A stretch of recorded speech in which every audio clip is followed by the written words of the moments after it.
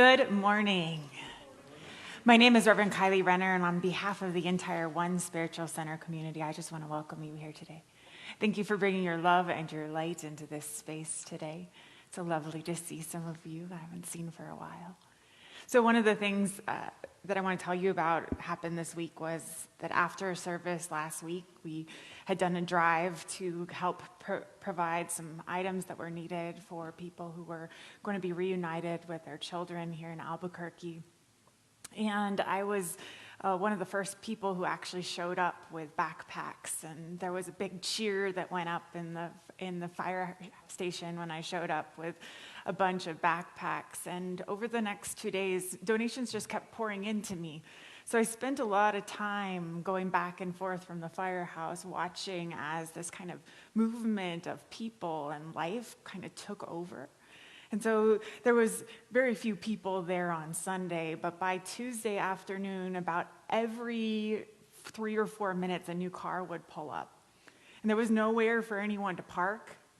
And that fire station has never seen that many visitors. And it was a beautiful thing to watch the families and the kids show up. And all of this energy that was standing for this idea that we could really care for one another, that what we do really makes an impact. So one of the things I was thinking about as I was later on in the week realizing that the media started to show up and they were doing all these stories like, we don't understand it. They found out about this through their churches. And all of the people who had shown up because the Faith Coalition and Lutheran Family Services put the call out to the churches. And I realized that one of the things that we sometimes take for granted is the power we have when we come together like that. The power when we all stand and say, we believe that it is possible to treat each other as if we remember that we are one. And so I'm just inspired by that this week, that the power to organize through our spirituality and through all those things that we believe that overarch all of the kind of differences that we may feel like we have, and just going to the heart of the fact that we believe that we can care for one another and that it matters how we show up. And so they ended up needing to close down the donations because there was too many things coming in support. And I just recognize that we have the capacity, even here in Albuquerque, in this place where we tell the story that we're small or out of the way, that we have this capacity to really make an impact. And we can make an impact powerfully as a community in the world. So I thank you for inspiring me this week and for showing up in that big way. So if you are on Facebook, you can see the pile of filled backpacks. I posted a picture on the One Spiritual Center Facebook page. Also, welcome to all of you who are watching online. So far, 3,000 people have watched last week's service. So I know that you're out there, and I really want to thank you for watching and joining us in that way. So we're going to begin with prayer. And if you'd like to join me, I feel like I need to breathe this morning. So we're just breathing into this space. Letting go all of it, that which it took to get here today.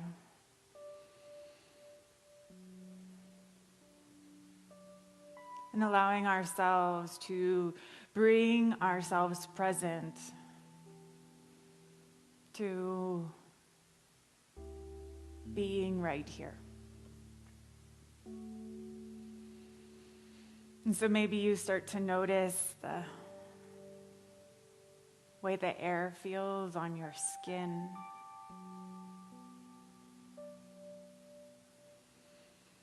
Or some place where your breath is catching in your body. And we just take an opportunity to relax into noticing.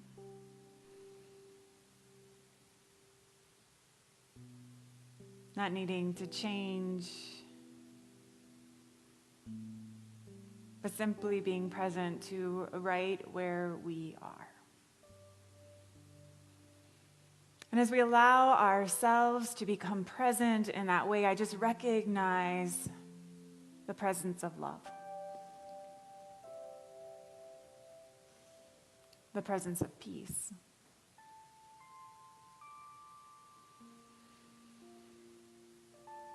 The presence of Spirit that has called us here together on this day to open and to allow and to find ourselves in a deeper place. And so as we continue to open and allow and welcome, I just know that Spirit knows how to move in us. So whatever it is that needs to be heard or seen or felt can be heard and seen and felt in this space today in exactly the right way. As we bear sacred witness to all that is moving and changing in us and in the world. So just breathe into this moment even more deeply, bringing that presence more fully into our awareness. We just let go into it, and we let it be. And so it is.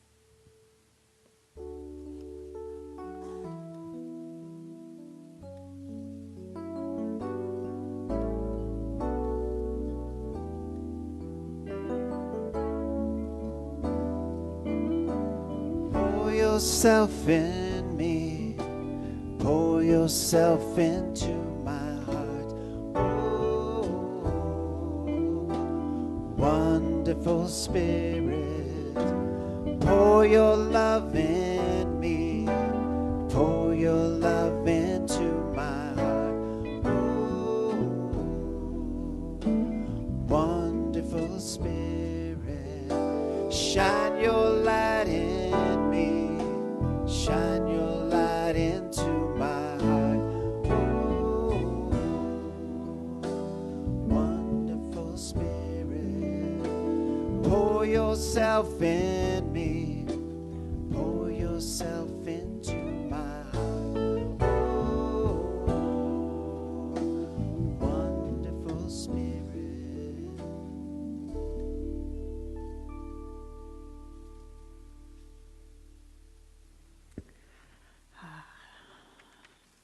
So as we prepare today for our meditation, once again, an amazingly beautiful piece by John Bartlett on his ukulele.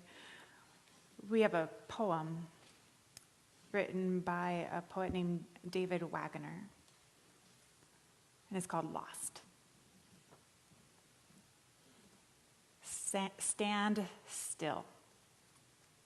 The trees ahead and the bushes beside you are not lost.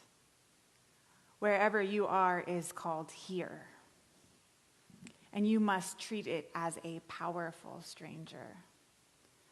Must ask permission to know it and be known. The forest breathes. Listen. It answers.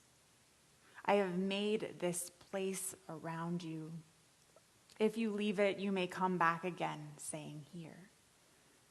No two trees are the same to raven. No two branches are the same to wren. If what a tree or a bush does is lost on you, you are surely lost. Stand still. Stand still. The forest knows where you are. You must let it find you. So we're going to take that energy of allowing the music to let ourselves find ourselves. And I just invite you to breathe.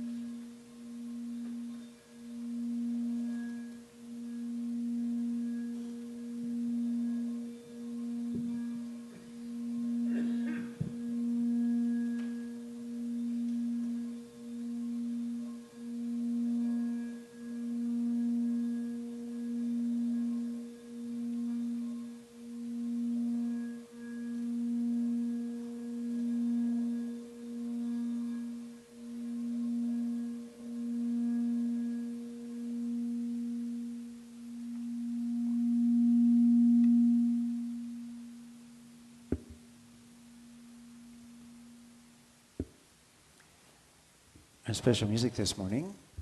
Our good friend Lee Taylor is here. Lee Taylor.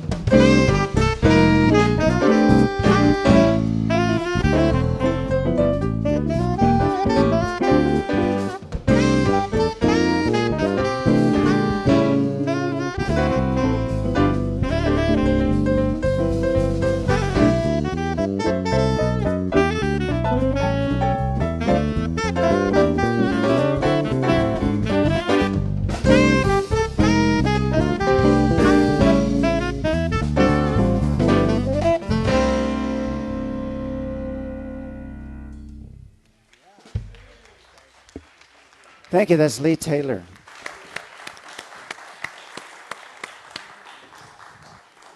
Thank you, guys. That was great. So recently I've been talking to a lot of people who have been experiencing tremendous amounts of loss. And the whole idea of how do we operate when everything feels like it's falling away has been really present to me. And I realized that one of the things that is always powerful to remember is that all of those things that seem to fall away is opening us to this idea where we can find ourselves again in the loss and find the truth of who we are in a deeper way. And I realized that one of the most powerful spiritual analogies around all of this is this idea that we're constantly being lost and found. This idea that we lose our way and things get unclear and then we find ourselves again. And it's a continuous process of being lost and found. And so I actually was doing some research and I found a survey that says that 1 in 5 of us loses or misplaces personal items every week. Car keys are the number 1 and cell phones are number 2. You're not alone. 28% of people say they search for less than a week for their things before accepting that they're gone forever. And so in general, it said that we spend 10 minutes of every day rummaging for lost items, from books to phones to car keys. And if you add that all together, generally that means that 153 days of our lives are spent searching for stuff. Oh. So we spend a lot of time in this process of looking. And I've been really interested in this idea of what are we letting ourselves find? What are we finding through all of that looking? Or are we just constantly looking for something that we think should be there and isn't? And how can we shift this perspective so that we start to find ourselves more powerfully, we find ourselves more deeply? And that all of that loss then becomes something that leads us deeper into the truth of who we are instead of gets in the way of us getting where we want to be. So I think one of the things that I'm really clear about right now is this idea that often we're looking in the place where we think something should be.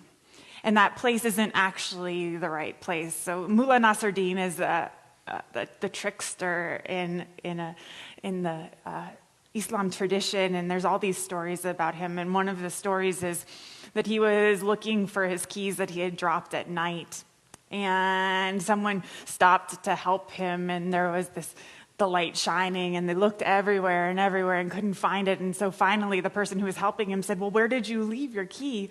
He's like, "Well, down that street somewhere, but that's not where the light is." And it's so silly, but I think we do that all the time, right?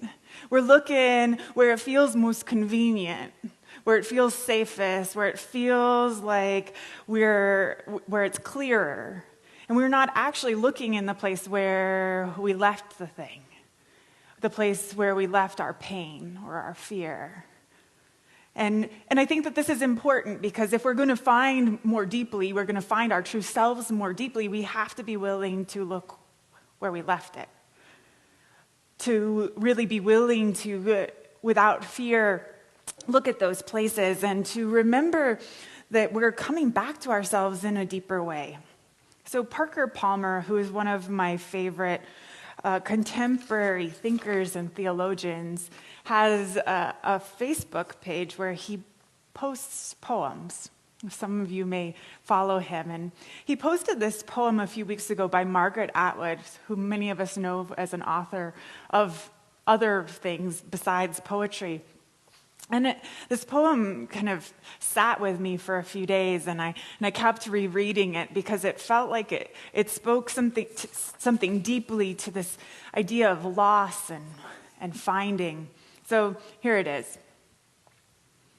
The moment when, after many years of hard work and a long voyage, you stand in the center of your room, house, half-acre, square mile, island, country, knowing at last how you got there and say, "I own this," is the same moment when the trees unloose their soft arms from around you. The birds take back their language. The cliffs fissure and collapse. The air moves back from you like a wave and you can't breathe. "No," they whisper. You own nothing. You were a visitor time after time, climbing the hill, planting the flag, proclaiming, we never belonged to you. You never found us. It was always the other way around. It was always the other way around. So I've felt so powerfully that this poem spoke to that idea of how and what can we allow ourselves to be found by? How powerfully can we accept the place that we have here as one in which we've been powerfully found as the truth of who we are, as the essence of some bigger idea than we have of ourselves? And how powerfully can we start the process of losing ourselves on purpose? Like really getting lost, getting to that place where we're confused and we don't know what direction we're going, and then being willing to be found powerfully by that which is already inside of us, which is already there. And that process of letting go in that way, I think, is one in which we are able to open more deeply to something real about ourselves that we've been hiding from. So there's a new holiday, actually, started in 2012, and it's called Lost and Found Day. It's in December, but I figure we could actually start practicing it now. And the idea is that you actually participate in that conscious process of putting things back where they belong. The things that are lost get returned, and the things that we need to open to are found. And there's this capacity we have to start to just realize that we can go through life finding ourselves and being found by life, and that losing the things that were standing in the way is actually a great gift. A great gift that we've given ourselves in this process of becoming. So I know that it's hard not to start to cling to the things that feel like they're falling away. It's one of those really interesting human things that we do when things start to feel like they're leaving us, like the waves are receding or the tide is receding, like we want to run after it. We want to find how we can recreate our lives so that it can fit that way. And it's a very human thing to do that, but it also is something that often stands in the way of us finding the treasures that are revealed by the receding tide. The treasures that lead us to the truth of who we are that was always there.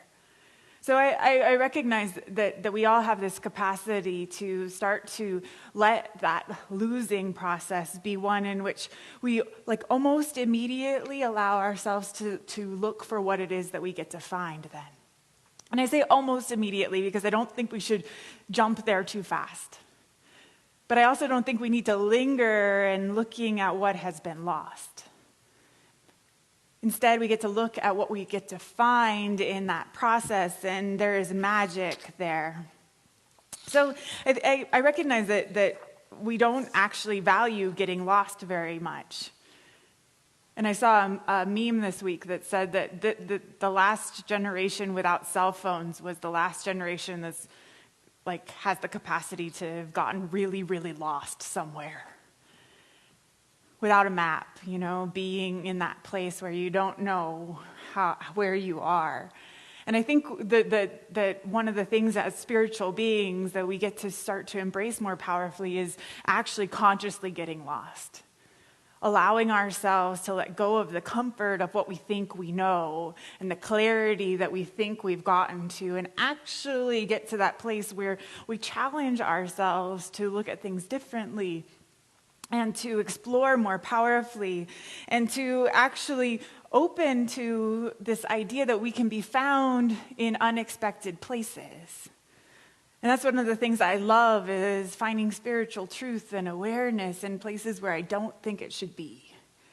Or the clarity in places where I don't think I can find clarity. And being willing to commit to a treasure hunt from a few weeks ago, but this idea that there is this place in us that wants to be found. that is asking for us to actually challenge ourselves to get to the bottom of things and not let ourselves just continue to get to that next plateau of comfort or awareness and then stay there and get comfortable for too long. And actually challenge ourselves to find ourselves and to get lost powerfully.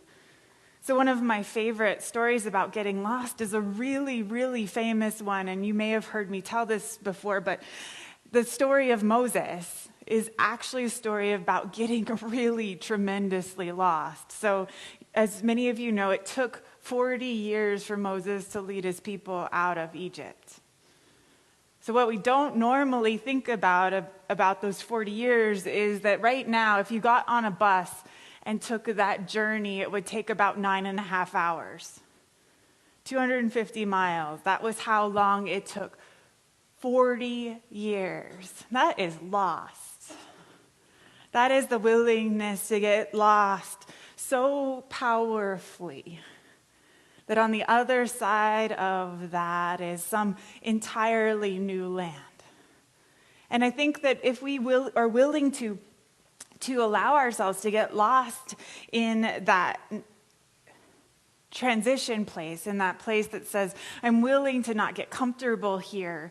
I'm willing to continue to dig deeper and to go deeper on that path, that then we can find ourselves and the power of who we are in a way that we can't if we just stop along the way thinking that we have arrived.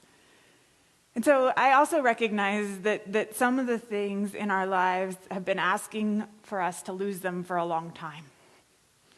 Like there's been things that we've been holding on to that have been wanting to be lost and not found for a long time.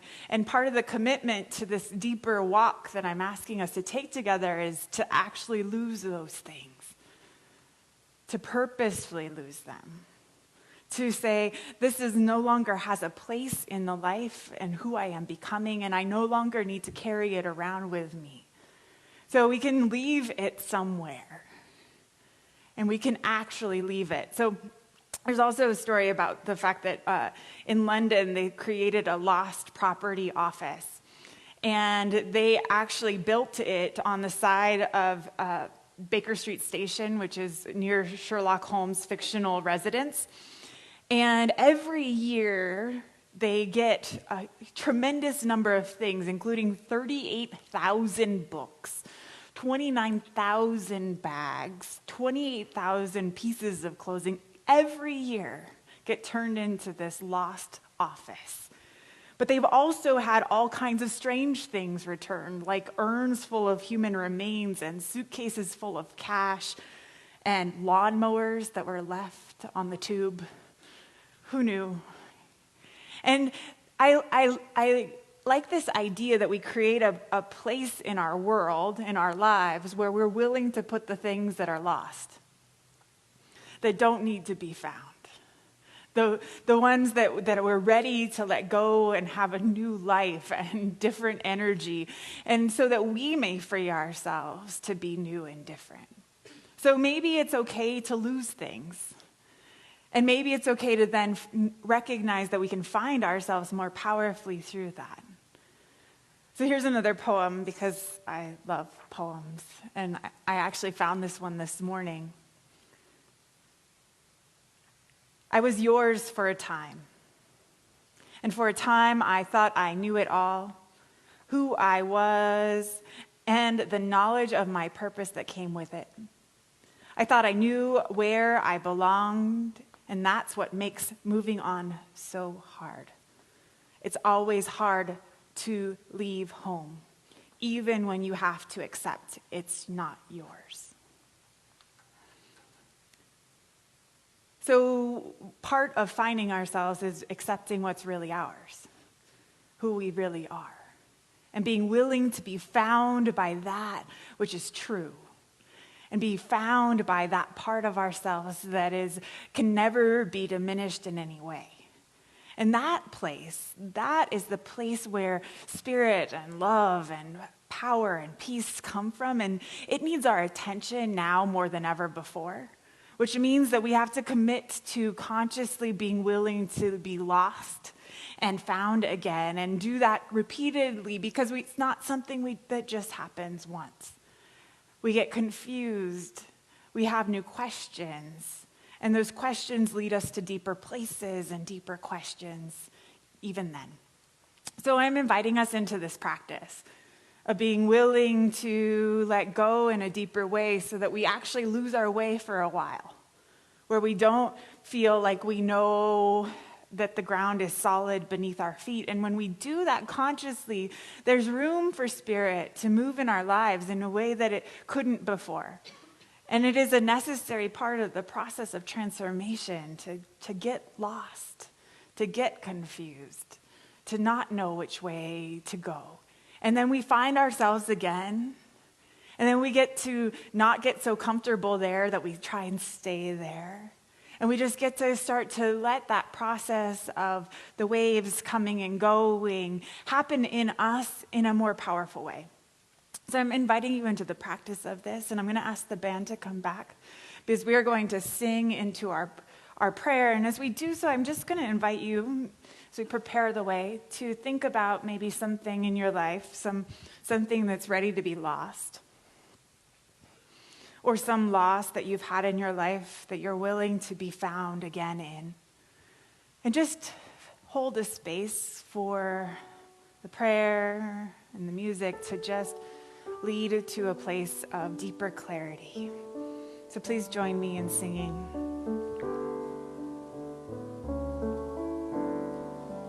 Our prayer of love lifts us high.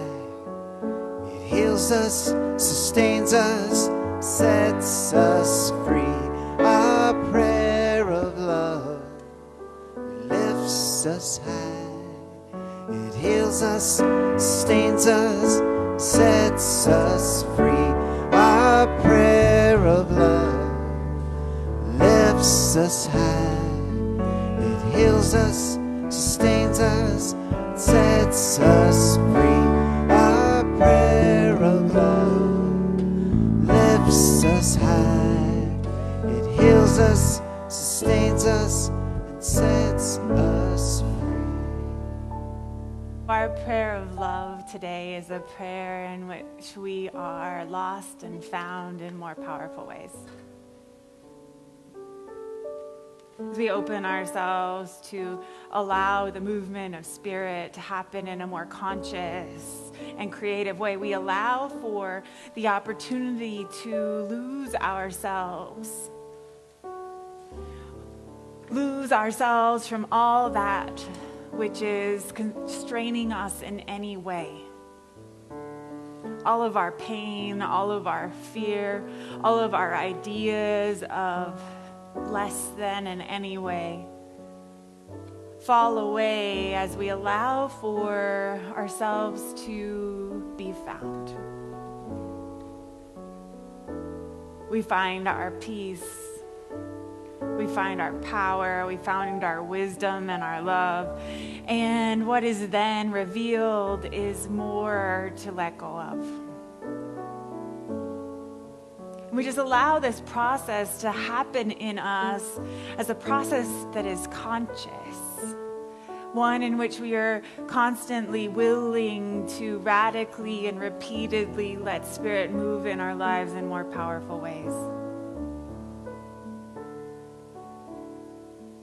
And so we let go, and we are found, and we let go, and we are found, and we allow, and we open, so that this deeper transformational work that we are called to has the capacity not only to transform each and every one of us, but has the capacity to transform life itself. And we are able to move and create out of a different place of possibility through our willingness to be found by that which is real and true, that which is holy, and sacred inside of us. And I just know that we are supported in this, that the entire universe celebrates our willingness to let go. And how beautiful it is and how sweet it is to welcome what then gets to show up. So we lean into that. We let that prayer rise. We let go. And so it is. A prayer of love, it lifts us high. It heals us, sustains us, sets us free. A prayer of love lifts us high. It heals us, sustains us, sets us free. Once again, Lee Taylor. Lee Taylor.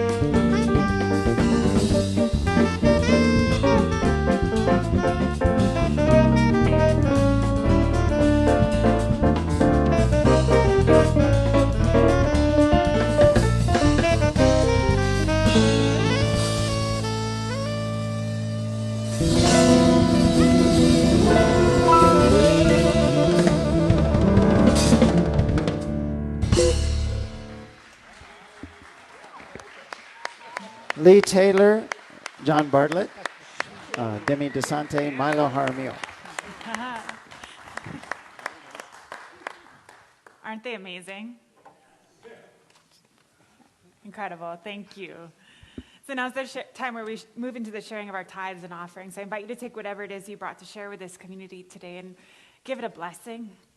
Hold it over your heart if you wish. We also have a way of giving online. If that is of interest to you, there's our website there. And as we just allow for the energy of being willing to be lost and found and finding ourselves more deeply, I just recognize that each and every one of us has a piece of that. And so as we allow for the energy of this space and of this time to carry us forward, we put that which needs to be lost and found out into this space, and we let the community support us in that. We let the love and the intention and the prayer just lift that up. So whatever that is today, we just open to allowing that to happen more powerfully from this moment on through the support of the one. And we let go into that. So it is in that energy that I invite you to sing with me as our ushers come through the aisles.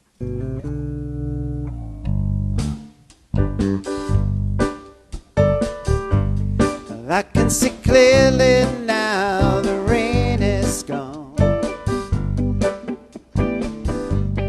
I can see all obstacles in my way. Gone are the dark clouds that had me blind. It's gonna be a bright, sunshiny day. It's gonna be a bright, sunshiny day. Think I can make it now, the rain is gone. All of the bad feelings have disappeared. Here is a rainbow I've been praying for. A bright,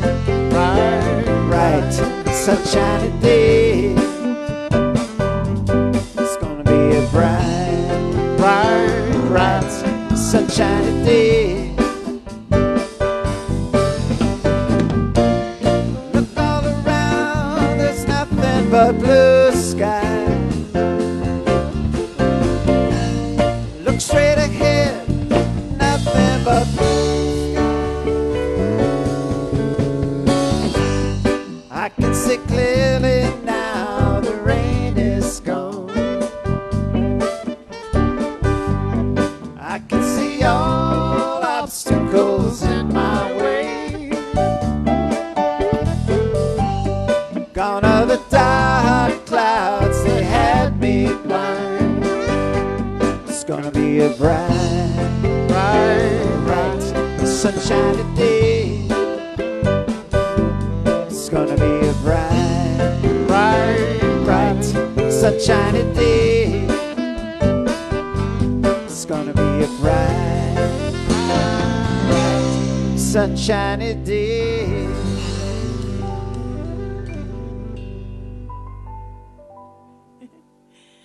Oh, so we just continue to bless that which has been given and those who have given. That energy of giving and receiving that is in this space right now, we bless that expansion as we allow for ourselves to find more peace and more joy and love in every direction in our lives. I know we open to this right now. We support each other in this. We allow for it to be seen and felt in the world. And we are so blessed. We let it be. And so it is. So I just have a few things. One is a deep gratitude for those who came out to Roadrunner Food Bank yesterday. We fed in a little bit over 2 hours. We ran out of things to do. We were that speedy. And we were able to help feed over 4,000 people. Yeah. It's amazing what we can do when we come together in that way. So at the info table, there's actually a flyer that has our dates for our service projects in August. The Community of Hope cooking that we do every month is an opportunity to cook a meal for those who are hungry. That also is part of a worship service that allows for them to be served this meal and to be fed spiritually. And it's a partnership with First United Methodist Church and Community of Hope, which is actually now their own official church, which is very exciting. Sid's wife is the pastor there, and she does an amazing job. And so then the second project every month is this project we do with Roadrunner. And we go and we sort and we do whatever it is they need us to do. And then whenever other things show up, we jump at those too. So if you have something that's come to the surface, we've participated in a book drive. And honestly, I've been doing the tallying because we are almost 6 months old as a community. It's really amazing that it's happened that fast. But when you think about the fact that we've fed like at least 5,000 people every month in our short existence, that is an amazing thing just in and of itself. And all of the people who've been served by the message and the music all over the world, I'm just really grateful for this opportunity to expand and to love more deeply with all of you. So thank you, thank you, thank you. So there's more info at the info station where Sharon will be. There is also prayer request cards if there's something we can support you in. Or if you want to give us your information because you want to be part of one of our teams or get on our email newsletter or any of those things, that is all available out there. Or if you're watching online, you can shoot me an email or a message through Facebook, and I will make sure that you get the information you need. So thank you for being here. Let us sing our song and do our benediction and be on our beautiful way this week.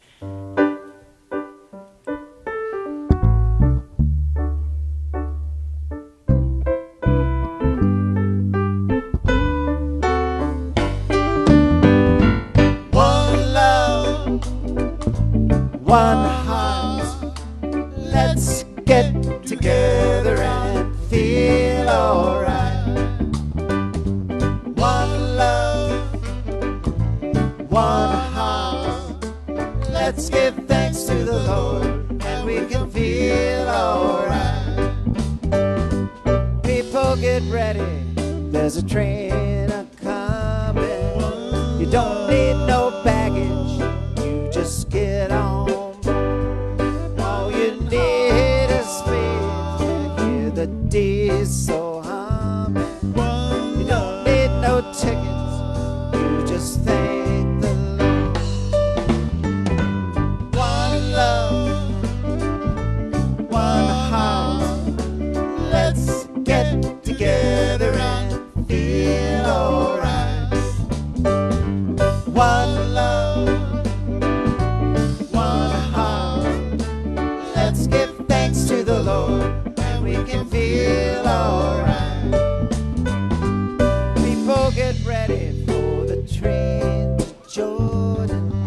It's picking up passengers from coast to coast. Faith is the key, open the doors and board. There's room for all that love. One love, one heart, let's get together and feel alright. One love, one heart, let's give thanks to the Lord and we can feel alright. Let's give thanks to the Lord and we can feel alright.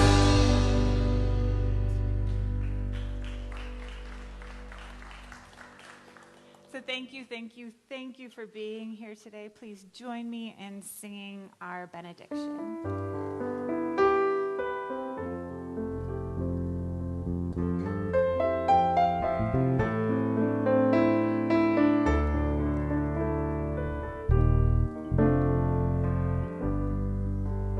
Go forth and walk in beauty.